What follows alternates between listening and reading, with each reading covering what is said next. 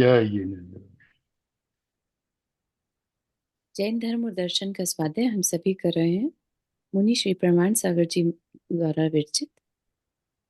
मंगलम भगवान वीरो मंगलम गौतमो गणी मंगलम कुंद कुंदाद्यो जैन धर्मोस्तु मंगलम। नमो अरिहंताणम नमो सेद्धाणम नमो आयर्याणम नमो उवज्जायाणम नमो लोये सवसाहुणम। पंच परमेष्ठी भगवान की जय। अगले 45 मिनट के लिए सभी प्रकार के पापों का त्याग करके सभी नौवर्ण मुकर मंत्र पढ़ लें।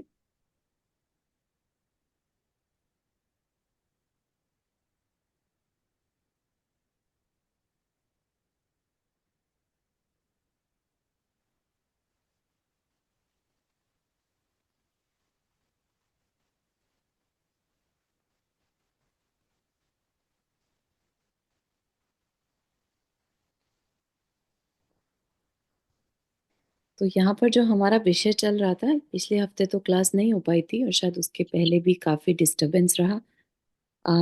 हमारे मुनि क्या कैसा धर्म कैसे धर्म पालन करते हैं ना। पहले हमने श्रावक का बहुत अच्छे से समझ लिया था, कैसे वो 11 प्रतिमाओं खुद कुछ नहीं। ठीक है, दोबारा से बोलते हैं कि जो जैन धर्म है, जैन धर्म में हमने समझ लिया था कि हमारे लिए सम्यक श्रद्धा कितनी इंपॉर्टेंट है, सही दृष्टि कितनी इंपॉर्टेंट है। ठीक 7 तत्वों के बारे में श्रद्धान तब बनेगा जब हम उन 7 तत्वों को बहुत अच्छे से जानेंगे। तो हमने एक एक करके सारे तत्वों को जाना। ठीक। अब हमने लेट से हमें यकीन भी हो गया, श्रद्धान हो गया।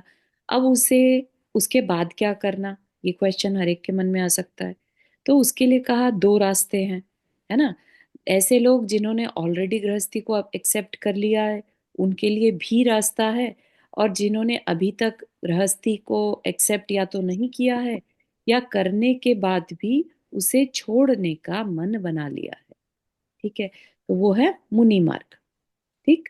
तो हमने गृहस्थ के लिए बहुत अच्छे से समझा था। उसमें भी हमने क्या क्या देखा था कि कुछ ऐसे गृहस्थ भी रहते हैं जिन्होंने बस बात को समझ तो लिया लेकिन करना कुछ नहीं चाहते। ठीक है ना।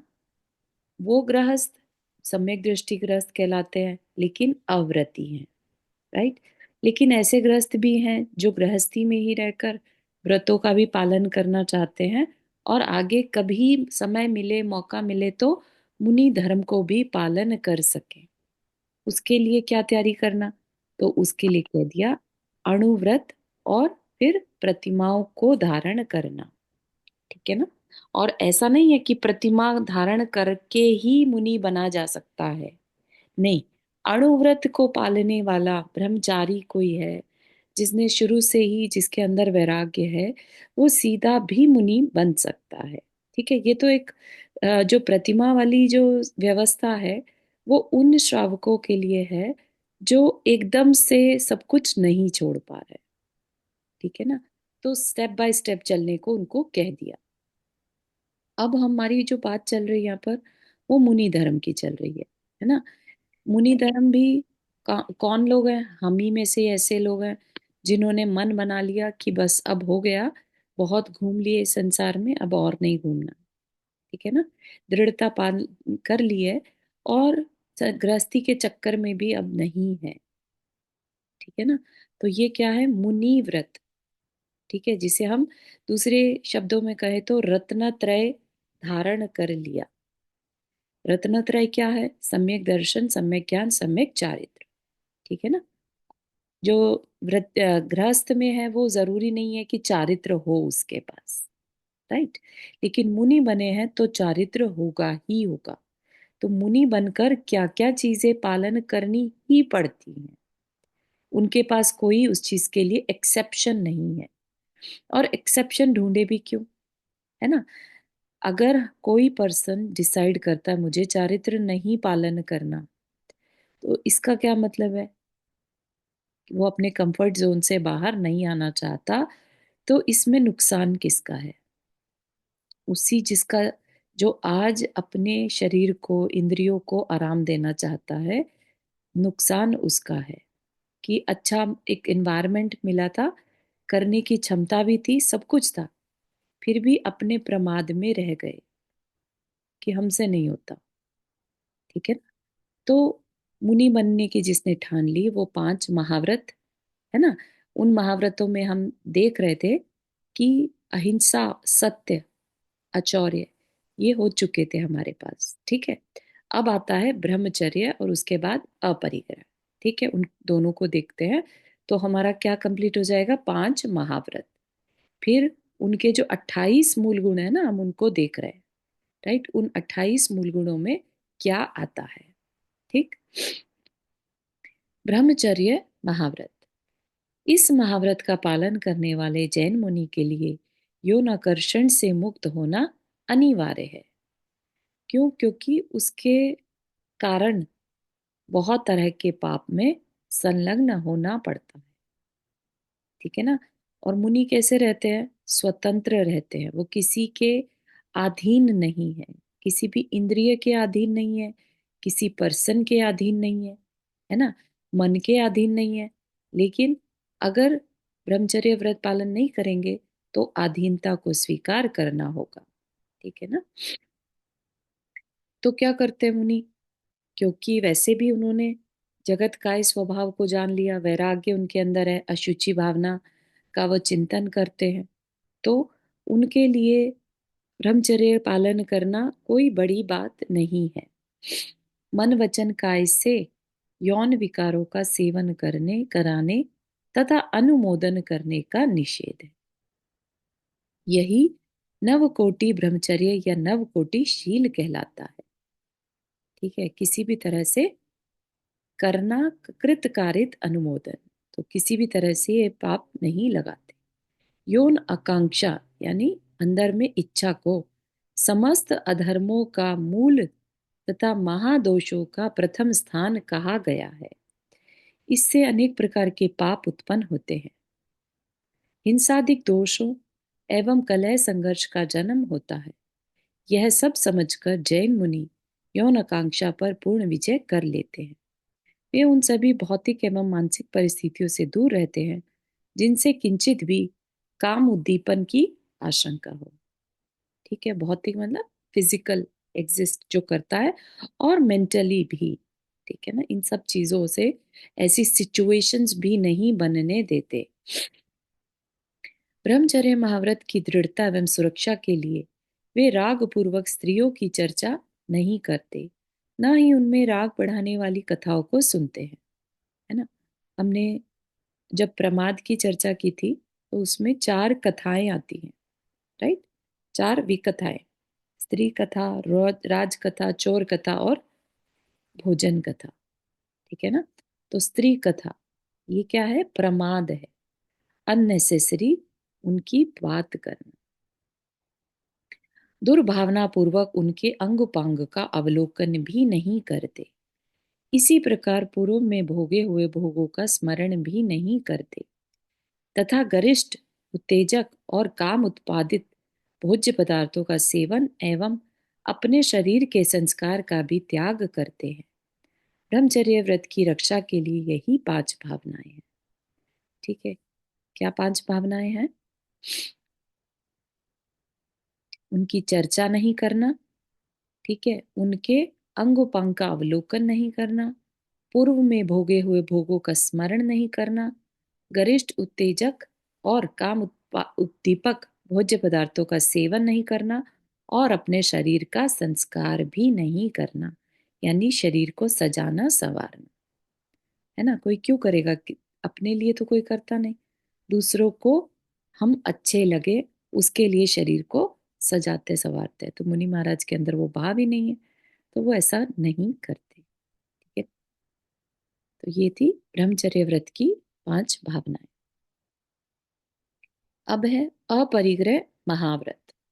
अपरिग्रह, परिग्रह मतलब इकट्ठा करना, अपरिग्रह मतलब इकट्ठा नहीं करना, है ना? सभी को मालूम है कि जिसके अंदर जितना ज्यादा परिग्रह का भाव है वो उतना ही दुखी है। और मुनि महाराज ने ये मार्ग क्यों चुना? दुखी होने के लिए चुना कि सुख का रास्ता पाने के लिए चुना? है ना? सबको मालूम है शांति के लिए चुनो, राइट? जो शांति बाहर की किसी भी चीज़ में नहीं है, वह जो वास्तविक सुख है, वो आत्मा के पास है, राइट? आत्मा के पास रहने के लिए परिग्रह की ज़रूरत नहीं है, क्योंकि जितना परिग्रह होगा, उतना हम आत्मा से दूर रहेंगे। क्योंकि उस परिग्रह की फिर सेफ्टी की चिंता, वो कोई ले ना जाए उसकी चिंता, है ना? उसकी मेंटेनेंस की चिंता, उसको बढ़ाने की चिंता, राइट? तो जब परिग्रह की इतनी चिंता करेंगे, तो सुख कहाँ मिलेगा, है ना? और मुनि के पास तो एक तृण मात्र भी परिग्रह उनको तकलीफ दे सकता है, उनके परिणामों को बिगाड़ सकता है ना? 4 जोड़ी कपड़े रख लिए, किसी ने एक कभी उठा लिया, माँग लिया, तो उसी की चिंता हो सकती है कि वो मेरा ले गया, मेरा था, है ना? और फटफटा जाए तो दूसरा कहाँ से आए, उसकी चिंता, राइट?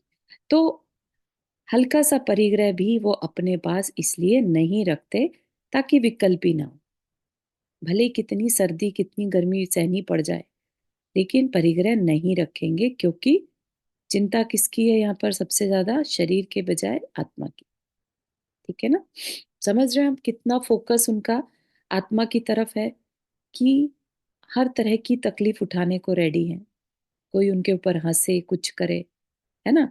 और नहीं तो कोई सोचे कि चलो एक चद्दर ही डाल लेते तो क्या चला जाता, राइट? लेकिन उस चद्दर में भी अटैचमेंट हो सकती है, ठीक है ना? कि ये मेरी है या फट जाए तो या और कहाँ से आएगी, है ना? फिर एक चद्दर है तो दूसरी का मन हो सकता है, काश एक और होती तो एक धुल जाए, एक सूख जाए, इस तरह के भाव भी आ सकते हैं। तो मन कहाँ से हट गया? आत्मा से हट गया, है ना? परिग्रह चीज़ ही ऐसी है। जैन मुनि के लिए परिग्रह का त्याग अनिवार्य है। बाह्य पदार्थों का ममत्व मूलक संग्रह परिग्रह कहलाता है। बाह्य पदार्थों का ममत्व, उनमें ममत्व भाव, ये मेरा है ना? एक चादर भी है तो मेरी है। आपको ध्यान हो कि जो महाभारत के 5 पांडव रहे, राइट? और सबसे लास्ट में जब शत्रुंजय पर्वत पर जाकर तपस्या कर रहे थे, तो 3 पांडव तो जो पहले 3 थे युधिष्ठिर, अर्जुन और भीम, उनके मन में तो कोई विकल्प नहीं था। लेकिन जो नकुल और सहदेव थे, उनके मन में एक ही भाव आया कि मेरे बड़े भाई कैसे इस दुख को सहन कर रहे हैं। मैं कैसे सहन कर रहा हूँ ये तो कोई चिंता नहीं थी। लेकिन मेरे भाई, बड़े भाई जो हैं, वो कितना इस चीज़ को सहन कैसे कर रहे हैं। तो मेरापन का जो भाव था, वह भी उनके कारण परिग्रह में एक बाधा, ये भाव जो है ये उनके मुक्ति में बाधा बन गया। ठीक है ना? तो ऐसा कुछ ऑप्शन ही नहीं देना कि वो बाधक बन सके। ठीक है ना? मुनि भी हमारी तरह ही मनुष्य हैं। मनुष्य के अंदर भी अ, जो जीव है, जितने भी जीव हैं, सबके अंदर 4 प्रकार की संज्ञाएँ हैं। संज्ञाओं मतलब क्या है? संस्कार है अनादिकाल का, ठीक है? सबको भूख लगती है, राइट? भय लगता है, इकट्ठा करने का है, मैथुन है। ये सब क्या है? ये अनादिकाल के संस्कार हैं, ठीक है ना? तो इनसे वो बचते हैं।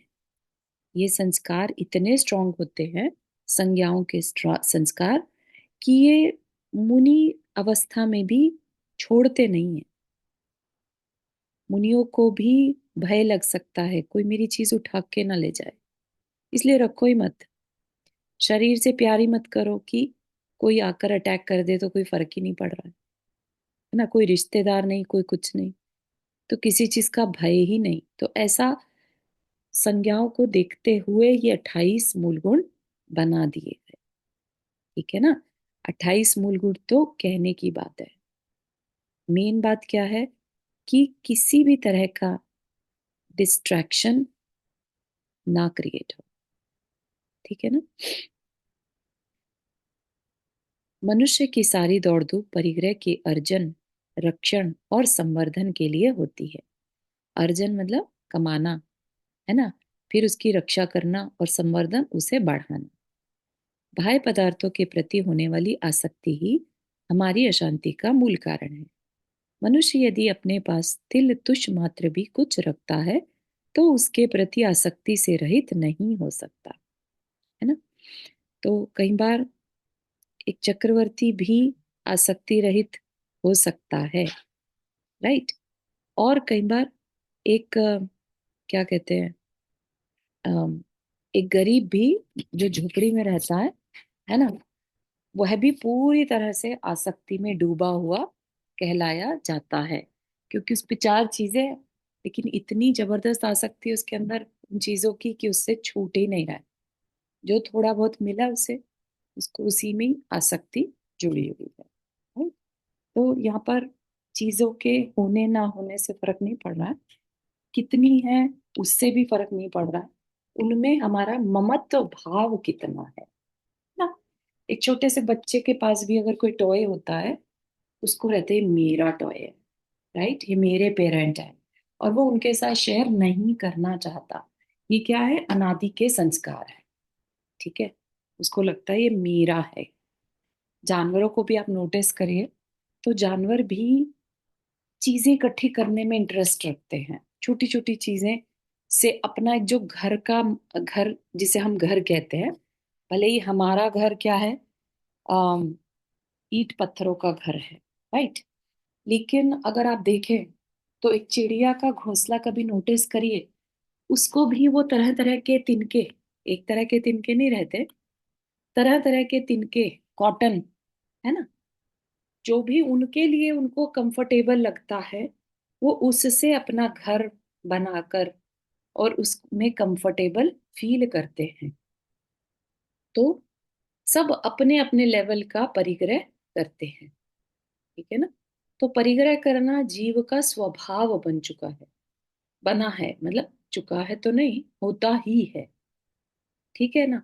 तो उसी चीज के लिए मुनि महाराज जब इस सच्चाई को जानते हैं कि ये जीव का स्वभाव है, ठीक है, तो वो उस स्वभाव से बेसिकली उस कंफर्ट जोन से उस चीज से फाइट करते हैं कि माना ये स्वभाव है लेकिन ये मेरे मोक्ष मार्ग में बाधक है, इससे ममत्व का भाव हो रहा है। ममत्व का मतलब ही क्या है, अगर हमने आत्मा का स्वभाव समझा, आत्मा को पहचाना, तो आत्मा क्या, देखने जानने वाला, उसका तो कुछ है ही नहीं। हमने जब द्वादश अनुपेक्षा पढ़ी थी, है ना, 12 अनुपेक्षा, तो समझा था अन्यत्व भाव कि जीव का अपना कुछ भी नहीं है, एक पुद्गल मात्र भी, अणु अणु मात्र भी जीव का नहीं, राइट। तो वो ममत्व रख कर क्या अपने ही समय को वेस्ट नहीं कर रहा है, अपने रिसोर्स को,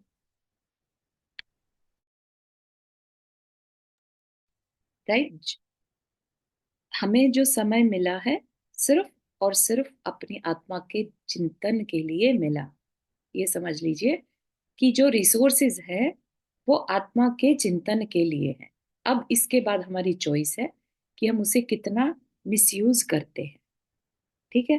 जैसा जैसा मिसयूज करेंगे वैसा वैसा हमें संसार में घूमना होगा। कम मिसयूज करेंगे, कम घूमेंगे, ज्यादा मिसयूज करेंगे, ज्यादा घूमेंगे, ठीक है ना। इसी के लिए समाधि मरण के टाइम पर आप नोटिस करिए कि सब कुछ से भाव हटाना है, मेरा कुछ भी नहीं है, ऐसा भाव रखकर जाना है, क्योंकि एनीवेज ये सब कुछ याद नहीं रहने वाला है। वैसे तो संलेखना का टॉपिक आगे चलकर आएगा, है ना। तो वैसे भी यहाँ पर कुछ याद नहीं रहने वाला है, और जब याद ही नहीं रहने वाला है, अगले भव में चले जाएंगे कुछ याद नहीं रहेगा, बेयरली कोई एक्सेप्शन हो जिसे जाति स्मरण हो जाए अगले भव में याद आ जाए, अदरवाइज याद नहीं रहने वाला। फिर क्यों इस चीज के लिए अपना भव, जिसमें हम बहुत कुछ कर सकते हैं समाधि के समय, क्यों नहीं उसकी तैयारी अभी से कर लेते हैं, ठीक है ना।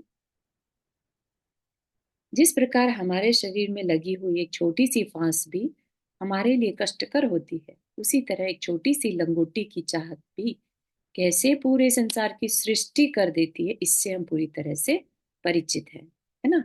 अभी बता दिया कि एक चीज भी होगी तो उसको मेंटेन करने का और उसको कैसे आगे भी कंटिन्यू करें, इसके आसपास ही सारी गृहस्थी, सारा संसार बढ़ता चला जाता है। ठीक है ना। इसलिए पूर्ण रूप से निर्द्वंद और अकिंचन रहकर विचरण करने वाले जैन मुनि अपने पास तिल तुष मात्र भी परिग्रह नहीं रखते। वे अपने शरीर से ममत्व छोड़कर नगन दिगंबर रूप धारण करते हैं। मात्र अपने संयम की रक्षा के लिए मयूर पंखों से बनी पिच्चिका तथा काष्ठ का एक कमंडलू रखते हैं। वो भी किस लिए? संयम की रक्षा के लिए, हमारे द्वारा किसी भी प्राणी का घात ना हो जाए।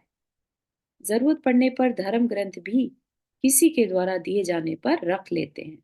इस प्रकार ज्ञान एवं संयम की रक्षा के लिए जो कुछ भी अल्पतम उपकरण वे ग्रहण करते हैं, उन पर भी उनका ममत्व नहीं होता। उनके खो जाने या नष्ट हो जाने पर भी उन्हें शोक नहीं होता। वे अपने शरीर की तरह इन उपकरणों के प्रति भी अनासक्त रहते हैं, मात्र संयम के साधन के रूप में उनका उपयोग करते हैं। आसक्ति ही हमारी आंतरिक ग्रंथि है। ग्रंथि मतलब गांठ है, हमारी कमी है। ठीक है।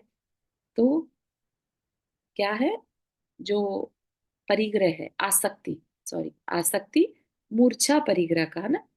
तो ये जो मूर्छा है मतलब परिग्रह में हमारी जो आसक्ति है, वही हमारी सबसे बड़ी कमजोरी।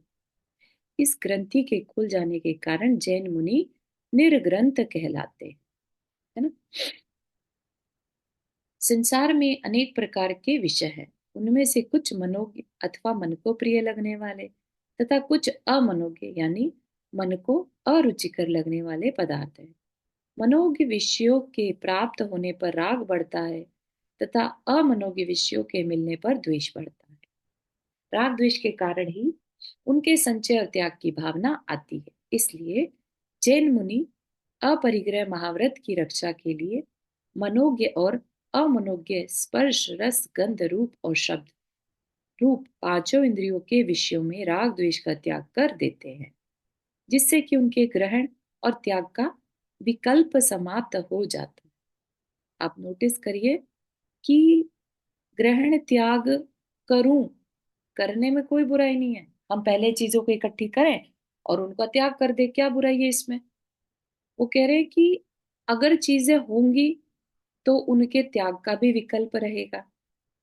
मैं त्याग करूं, ये भी एक क्या है? विकल्प है। चीज हो ही ना तो हम उसका त्याग का भी विकल्प नहीं करेंगे। ठीक है ना। तो इसलिए वो रखते ही नहीं।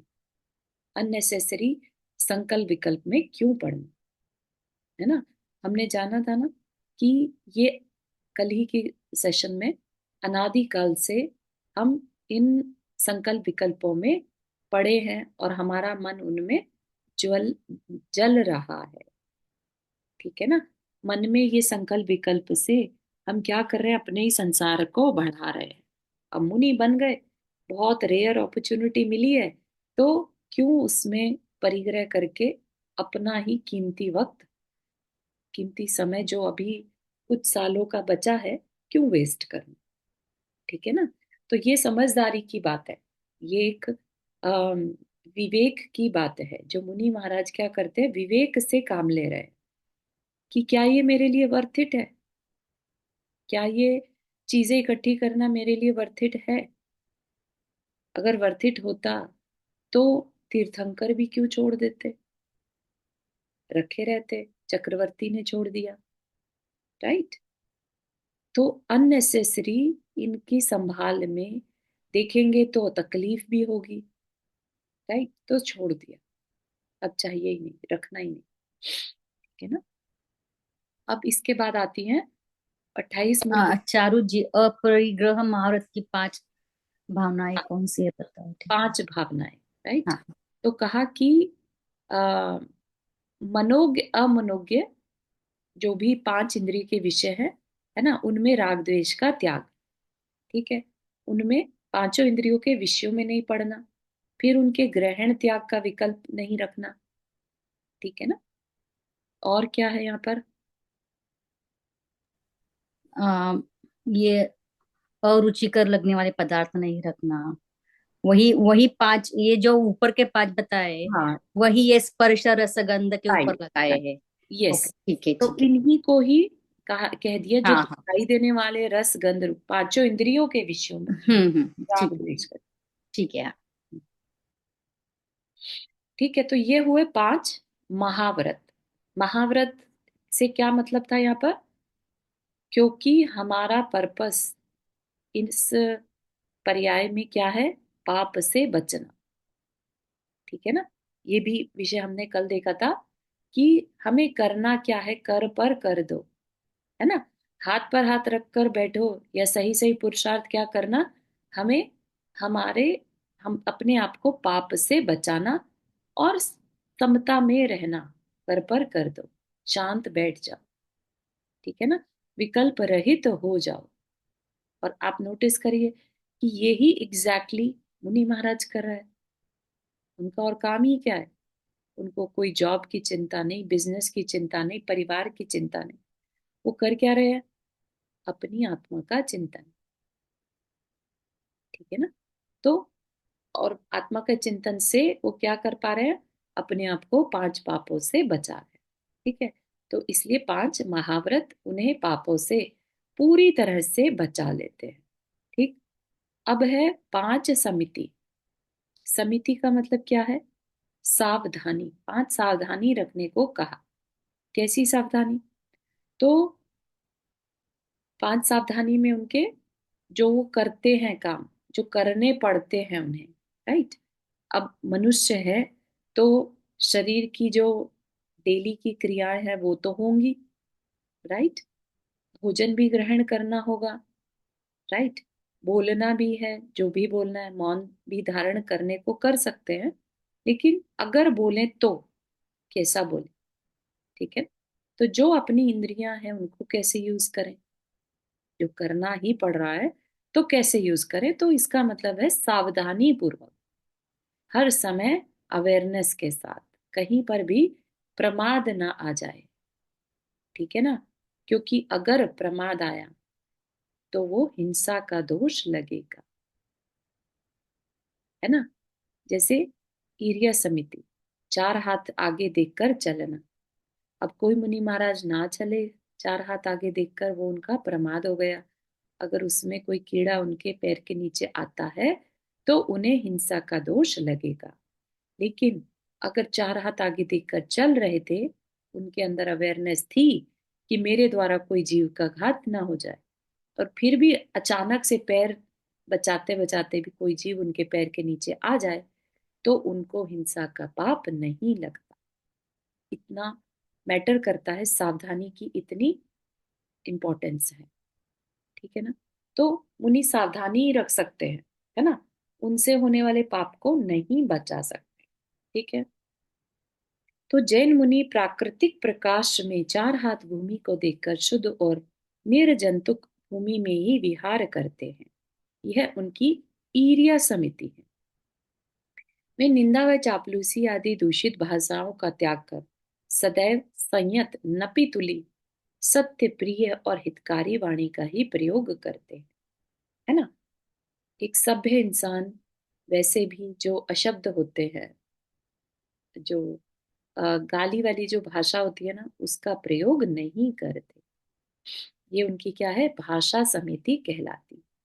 वे दिन में एक बार सदाचारी श्रावक के यहाँ शुद्ध और सात्विक आहार, लोभ रहित भिक्षावृत्ति से 46 दोषों को टालकर ग्रहण करते हैं। इसे ऐषणा समिति कहते हैं। यानी जो ग्रहण करना, तो उसमें क्या देखना, क्या सावधानी रखना, ठीक। ज्ञान और संयम की रक्षा के लिए वे जो कुछ भी उपकरण अपने पास रखते हैं, उनको उठाने रखने में पूर्ण सावधानी रखते हैं। किसी भी वस्तु को उठाने रखने से पूर्व उस स्थान का निरीक्षण कर कोमल पिच्चिका से परिमार्जन करते हैं। परिमार्जन मतलब उससे, जो आपने देखा होगा, पिच्चिका से हल्का सा जगह को साफ कर लेना।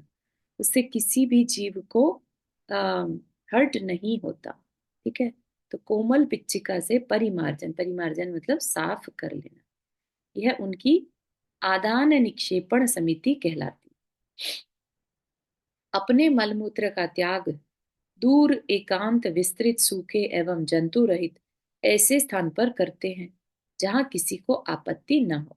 व्युत्सर्ग समिति का यही स्वरूप है।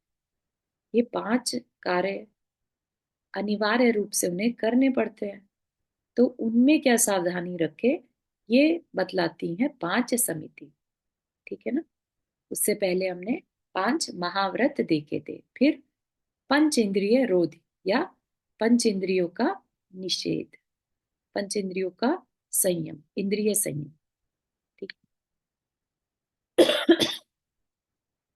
जैन मुनि चक्षु आदि 5 इंद्रियों पर नियंत्रण रखते हैं तथा इंद्रिय विषयों की ओर आकृष्ट होकर इष्ट अनिष्ट पदार्थों में राग द्वेष नहीं करते। यह 5 इंद्रिय निरोध नामक मूल गुण है। 6 आवश्यक, ये जो है 6 आवश्यक हर मुनि को करने ही होते हैं, उससे ये छूट नहीं सकते। ठीक है, क्या है ये? सामायिक, स्तुति, वंदना, प्रतिक्रमण, प्रत्याख्यान और कायोत्सर्ग। तो इन 6 आवश्यकों का निरतिचार पालन करना ही होता है, ये उनको आवश्यक कहा गया, अवश्य करने। सम की आय करना सामायिक, अर्थात प्राणियों के प्रति समता धारण कर आत्म केंद्रित होना सामायिक कहलाता है। इसे समता भी कहते हैं। जिस समय मुनि को 3 समय सामायिक करनी ही करनी है। ठीक है ना। अगर आपको याद हो, सामायिक प्रतिमा, गृहस्थ को अगर कभी मुनि बनने की आगे चल के प्रैक्टिस करनी है, कि करना ही है सामायिक, तो आगे चलकर अगर मुनि बनना है तो वो प्रतिमा में उस सामायिक की प्रैक्टिस शुरू कर देते हैं। ठीक है ना। तो ये क्या है, उस समय पर एक पोजीशन में बैठ जाना, है ना, मन को एकाग्र कर लेना, वो एक सामायिक की प्रोसेस है ना। लेकिन मेन पर्पस क्या है? समता में रहना। अब वो चाहें तो ये सामायिक को एज ए चारित्र भी बना सकते हैं। राइट, हर समय समता में रहना, तो ये उस समता भाव की प्रैक्टिस भी कह सकते हैं। जैन मुनि समस्त राग द्वेष मोह आदि विकारी भावों से दूर होकर लाभ अलाभ सुख दुख शत्रु मित्र कांच कंचन तथा जीवन मरण सब में सम भाव धारण कर सभी प्रकार की पापात्मक प्रवृत्तियों से दूर हो जाते हैं। ठीक है, ये सबको समझ में आता है। समता ही साधुत्व का कवच है। समता में रहेंगे तो डिस्टर्ब नहीं होंगे, आत्मा पर ध्यान कर पाएंगे, आत्म केंद्रित हो पाएंगे, है ना। अगर सुख दुख में ध्यान पड़ा रहेगा, लाभ अलाभ में, शत्रु मित्र में, तो फिर कैसे आत्मा पर ध्यान जाएगा? वही कमी हमारे एज अ गृहस्थ हमारे अंदर है। राइट, हमारे दिन भर में मोस्ट ऑफ द टाइम परिवार के देख रेख में समय जाता है। राइट, क्योंकि परिवार को हमने अपना मान रखा है, वह हमारा परिग्रह है। ठीक है ना। तो हमारा मोस्ट ऑफ द टाइम उसी के देखरेख में जाता है। तो ये हमारे परिग्रह का परिणाम है कि हम साधु की तरह समता में नहीं रह पाते। फिर 24 तीर्थंकरों के गुणों का बखान करना, यानी किसी एक तीर्थंकर का या 24 का एक साथ गुणों का बखान करना स्तुति कहलाती। ठीक है, स्तुति मतलब प्रशंसा करना। ठीक है, तो गुणों का बखान करना ये अलग चीज है वंदना से। स्तुति अलग कार्य है और वंदना अलग। अरिहंत सिद्धों की प्रतिमा को एवं आचार्य आदि को मन वचन काय से प्रणाम करना वंदना है। स्तुति और वंदना से तीर्थंकरों के गुणों का चिंतन होता है। तो एक मुनि महाराज को ये नहीं कहा कि हर समय तुम आत्मा पर ध्यान रखो, आत्म केंद्रित रहो। राइट, वो दिन भर में एक बार स्तुति जरूर करें। उससे उनका समर्पण भाव बना रहता है। वंदना जरूर करें, ठीक है ना। इससे आत्म परिणामों में विशुद्धि आती है। स्वकृत अपराधों का स्वीकृति पूर्वक शोधन करना प्रतिक्रमण कहलाता है। स्वकृत अपराध जो हमने खुद किए हैं, उनका स्वीकृति पूर्वक यानी एक्सेप्ट करके कि हाँ, मुझसे हो गए, है ना, अब मुझे नहीं करना। राइट। प्रतिक्रमण का अर्थ है, तात्पर्य है पीछे हटना। किसी दोष के हो जाने पर जैन मुनि निंदा पूर्वक उस दोष को निसंकोच स्वीकार कर पुनः विशुद्ध चारित्र धारण कर लेते हैं। भविष्य में लग सकने वाले दोषों से बचने के लिए अयोग्य वस्तुओं के त्याग को प्रत्याख्यान कहा जाता है। शरीर का ममत्व त्याग कर पंच परमेष्ठियों का स्मरण करना और आत्म स्वरूप में लीन होना कायोत्सर्ग का लक्षण है। ठीक है, तो ये कायोत्सर्ग, काय का उत्सर्ग। तो शरीर में ममत्व त्याग उतने समय के लिए, कायोत्सर्ग क्या है बेसिकली, 9 बार नमोकार मंत्र पढ़ना। ठीक है, मुनि महाराज कायोत्सर्ग करते हैं, लंबा तो कितना भी कर लें, लेकिन हर कार्य से पहले 28 बार उनका दिन भर में कायोत्सर्ग हो जाता है। ठीक है, तो उतनी बार वो शरीर से ममत्व को त्यागते हैं। ठीक है, तो ये 6 आवश्यक हो गए मुनि के। जैन मुनि प्रतिदिन दोनों समय अर्थात दिन व रात्रि में इन्हें अवश्य करते हैं। सामायिक आदि जैन मुनि के नित्य कर्म है, डेली करना ही करना है। ठीक है, ऐसा नहीं कि हफ्ते में 3 बार कर लें तो चलेगा, नहीं। ठीक है, फिर उसके अलावा उनके 7 गुण और भी हैं। वो क्या है? स्नान। मुनि महाराज कभी स्नान नहीं करते। हल्का फुल्का हाथ पैरों को पानी से धो लिया, वो अलग बात है ना, लेकिन स्नान नहीं करते। ठीक है, स्नान करने के लिए तो फिर उनके पास वही बात है कि सारी व्यवस्था देखना, है ना। जब उन्हें कोई लज्जा वाला भाव ही नहीं है, राइट, तो वो स्नान का विकल्प भी नहीं। चारू जी, जब कोई काल धर्म होता है तो हाँ, उस टाइम में करते हैं ना कि नहीं करते? नहीं करते। कौन सा कार्यक्रम? नहीं, कार्यक्रम नहीं, काल धर्म जैसे विद्यासागर महाराज जी चले गए तो उस टाइम पे समाधि हो गई, तो उस टाइम पे करते कि नहीं करते? नहीं, मुनि महाराज की अगर उस डोले में जो भी जाते हैं, वो किसी को नहाने की जरूरत नहीं रहती। मैंने ऐसा सुना था कि उस टाइम पे करते हैं। नहीं, नहीं करते, नहीं करते। हम्म। शरीर से ममत्व रहित होने के कारण वे स्नान भी नहीं करते, ना कि उनको सजाना संवारना कोई मतलब ही नहीं। और उनके तप का इतना प्रभाव रहता है कि उनके शरीर से किसी प्रकार की दुर्गंध नहीं आती। यानी कि पसीने की स्मेल आती हो किसी भी मुनि महाराज के पास, आप कभी चले जाएं उनके पास, कभी पसीने की बदबू या और किसी तरह का स्मेल आता हो, हालांकि नहाते नहीं, है ना। तो ये भी बहुत इंटरेस्टिंग चीज है। दिगंबर मुद्रा होने के कारण वायु और धूप से उनके शरीर की शुद्धि होती रहती है। अदंत धावन, दंत धावन मतलब वो ब्रश नहीं करते, है ना। मुख को जो है हल्का सा उंगली से ही कुल्ला कर लेते हैं भोजन के बाद, वो अलग चीज है। ठीक है ना, पूरा दिन उसके बाद कुछ खाते नहीं है। ठीक है ना, तो जैन मुनि दातून मंजन आदि से दंत धावन भी नहीं करते। भोजन करने के समय ही गृहस्थ के यहाँ मुख शुद्धि कर लेते, बस कुल्ला कर लिया, हो गया। भूशयन, है ना, कितना अजीब सा है ना। अपने को तो अगर एक दिन ब्रश नहीं करे तो कितना बेचैनी हो जाती है, कुछ अजीब नहीं, सा फील होता तो रहता है मुंह में। रात को 2 टाइम करते हैं। हाँ, है ना, कितनी हाँ, बेचैनी लगने हाँ, लगती कि कुछ लगा रह गया दांतों में, कुछ लगा रह गया। जब एकासन करते हैं और नहीं करते रात, तो उस दिन तो दूसरे दिन तो प्रॉब्लम हो जाता है।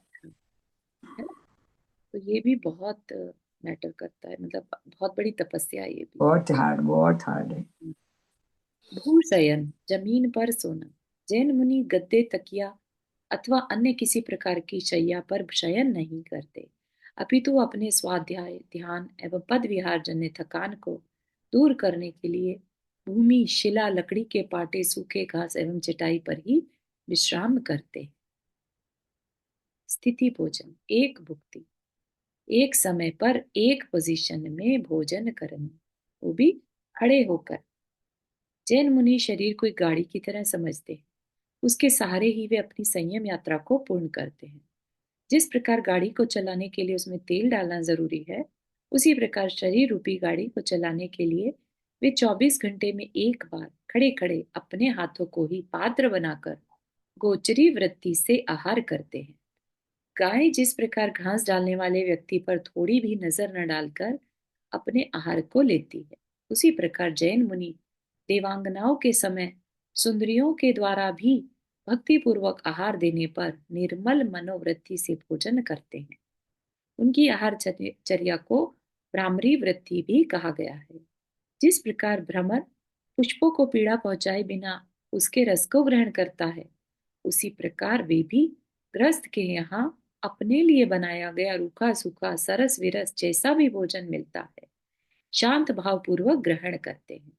उससे गृहस्थों को किंचित भी कष्ट नहीं होता, अपितु जैसे भ्रमरों के मधुर गुंजार से फूल और भी अधिक खिल उठते हैं, उसी प्रकार घर पर सतपात्र का आहार होने से गृहस्थ का हृदय कमल भी खिल उठता है।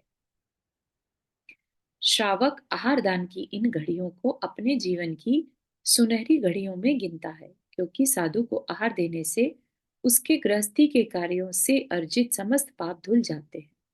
जैन मुनि दीनता पूर्वक आहार नहीं लेते। गृहस्थ जब श्रद्धा भक्ति जैसे गुणों से युक्त होकर पूर्व कथित नवदा भक्ति पूर्वक उन्हें आहार करने का निवेदन करता है, तब वे शुद्ध सात्विक अपनी तपश्चर्या में सहायक आहार खड़े होकर अपने कर प्राण पात्र में ही ग्रहण करते हैं। ये सब अपन ने पहले चर्चा कर रखी है, इसलिए मैं इसको सिर्फ पढ़ रही हूँ। अगर फिर भी किसी को पूछना है तो प्लीज रेज योर हैंड, है ना।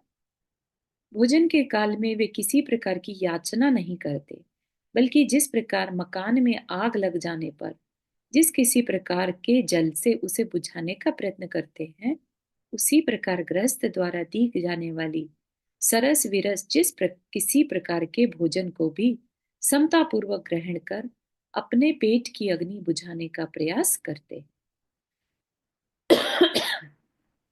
केश लौंच, अपने हाथों से अपने बालों को उखाड़ना केश लौंच कहलाता है।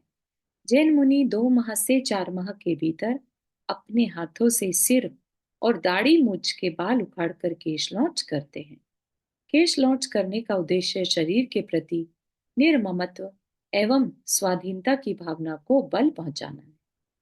केश बढ़ाकर रखने पर उनमें चूहे, लीक आदि जंतु हो जाते हैं। नाई आदि से कटवाने पर दूसरों से याचना करने का प्रसंग प्राप्त होता है, इसलिए जैन मुनि अपने ही हाथों से अपने बालों को उखाड़कर अलग कर देते हैं। इस क्रिया से शरीर से निर्ममत्व तो होता ही है, खरे खोटे साधु की पहचान भी हो जाती है। जो लोग वैराग्य से प्रेरित न होकर अन्य किसी उद्देश्य से मुनि धर्म को अंगीकार करते हैं, वे केश लौंच जैसे कठिन कर्म से घबराकर दूर हो जाते हैं। ऐसा करने से पाखंडियों से साधु संघ का बचाव हो जाता है। ठीक है, तो ये अगला जो टॉपिक है नग्नता वाला, वो थोड़ा लंबा हो गया, तो अपन उसको अगली बार में देखेंगे। तो आज के लिए यहीं तक रखते हैं। यहाँ तक के लिए किसी को कुछ शेयर करना है या पूछना?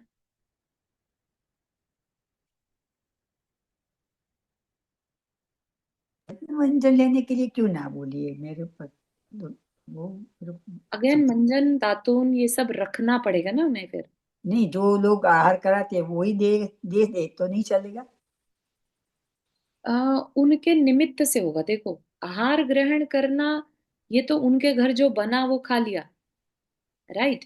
ब्रश उनके घर जाके करना उनकी चीज को यूज करने से मतलब हो जाता। नहीं, पर जो अंगुली पे थोड़ा लेके उंगली से मंजन। वो जो शुद्ध मंजन बनता है ना आयुर्वेदिक, वो हाँ, कर लेते हैं ऐसा अच्छा, उसमें भी। वो कर सकते हैं। हाँ अच्छा, हाँ हाँ, वो उंगली से करते हैं अच्छा, तो क्योंकि बराबर। मुख शुद्धि। हाँ, नहीं, लौंग दांत और तो हल्दी से भी कर सकते हैं, हाँ लौंग का वही, पाउडर बना के भी करते हैं। करेक्ट, वही उतना वो अच्छा, कर लेते हैं, ऐसा अच्छा। नहीं है कि बिल्कुल ही नहीं करते तो। हम्म, नहीं तो दांत का प्रॉब्लम होता है ना, नहीं तो फिर करेक्ट करेक्ट, सही। ठीक है, चलिए इतना ही रखते हैं आज के लिए, जिनवानी स्तुति। अब अगला टॉपिक जो हमारा आ रहा है संलेखना का, जो शुरू होगा, और उसके दैट इज आई थिंक उसके बाद एक अनेकांतवाद का और है, उसके बाद खत्म हो जाएगा हमारा ये। 40 पेज और बचे हैं, 30 पेज इनफैक्ट। ठीक है, तो आप लोग सोच के रखिएगा इसके बाद क्या करना है, अदरवाइज मेरे मन में इष्टोपदेश को शुरू करने का मन है, बताइएगा। चलिए, जिनवानी स्तुति। जावानी के ज्ञान से सूझे लोकालोक, सोवणी मस्तक धरो सदा देतो हुदो। हे जिनवानी भारती तो ही जपो दिन रैन, जो तेरा शरणा गए सो पावे सुख चैन। नौबार मुखर में।